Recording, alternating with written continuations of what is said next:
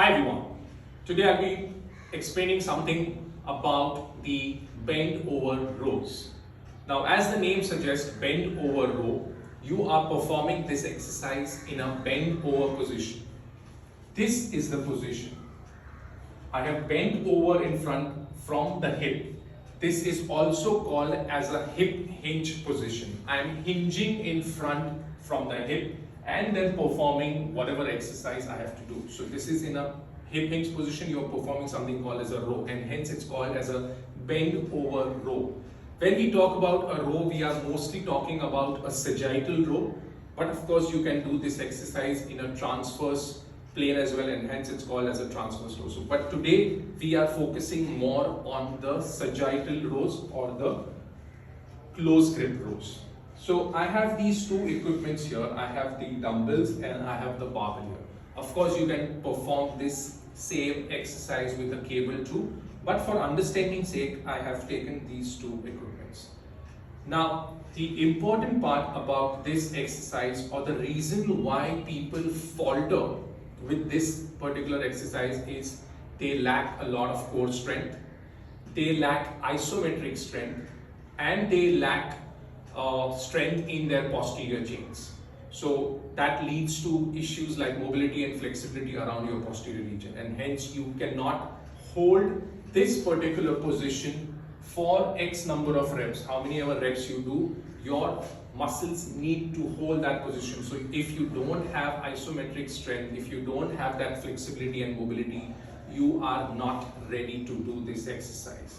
Now, this is the job and the responsibility of the trainer to understand and to know before teaching you this particular exercise, because if you're not ready for it, he better make sure that he's working on those components and then bringing you to this. At the end of the video, I will be demonstrating to you a regressed version of this exercise too, that if there's a situation where you are not ready for this, what should be the solution. But right now, let's focus on the correct form of this exercise. First, I'll be doing it with a dumbbell and then I'll be demonstrating it with a barbell.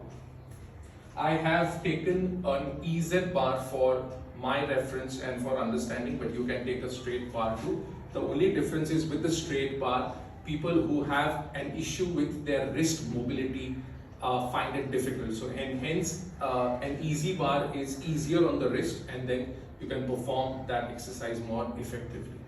So first, the demonstration goes with the dumbbell. I will be holding a neutral grip, and as I said, we are doing a sagittal row. So I will be giving you a profile view. My feet are shoulder width apart. I am keeping all my core activation points intact, holding the dumbbell right besides my body and rowing. If you notice, my shoulder is slightly above the hip. It's not in line with the hip, and it's definitely not below the hip. When the shoulder drops too low, I have rounded my back. Can you see that? Which is not safe. If it's here, this is recommended for people who have a good amount of flexibility and mobility, like maybe dancers or advanced people, but not recommended for general population. So for general population, this is the ideal position where the shoulder is just above the hip. So this is my position. People end up taking advantage or assume that this is also a right position.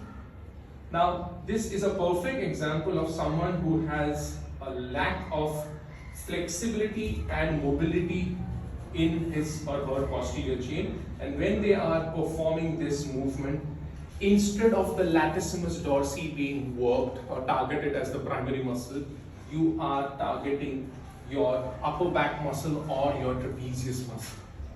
People think that at least that is working, but that is not the right concept, or that is not the right thought process. Trainers need to dissociate these things and make people understand that this is not safe. When you are too upright, eventually you will reach a point where you start rounding your back and the whole load actually gets transferred on your spinous process rather than on your muscles. So, I just performed this exercise with the dumbbells. Let me show you the wrong version. You might have seen people doing this. And I'm not exaggerating, but I have seen people doing this.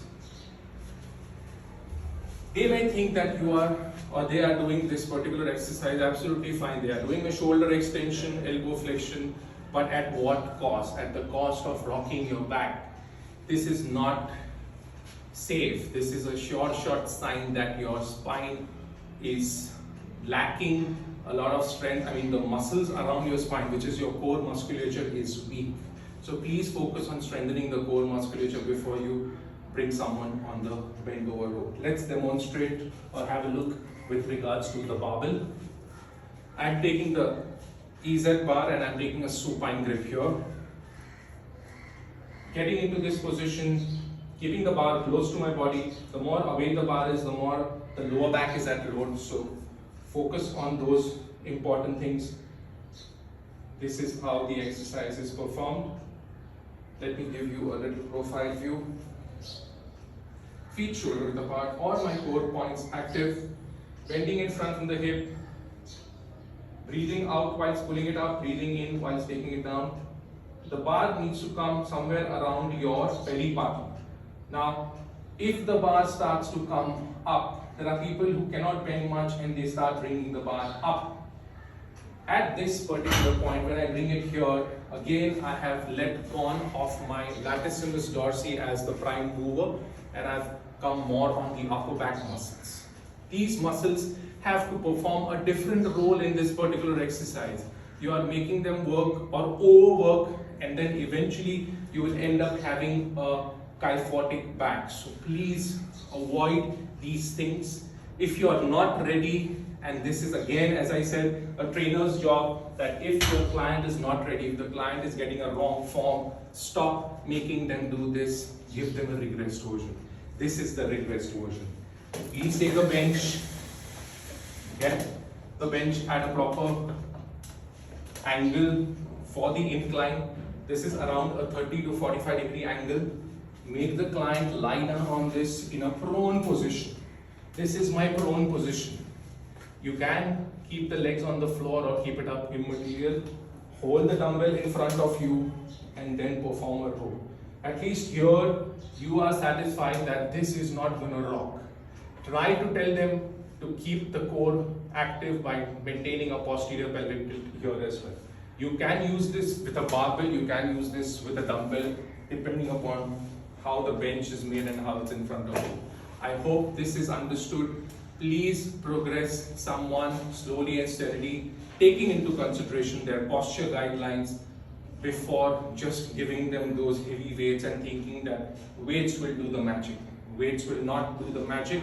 In fact, they will tragically end your whole workout cycle. I hope this is helpful, and until next time, see you soon. Bye-bye.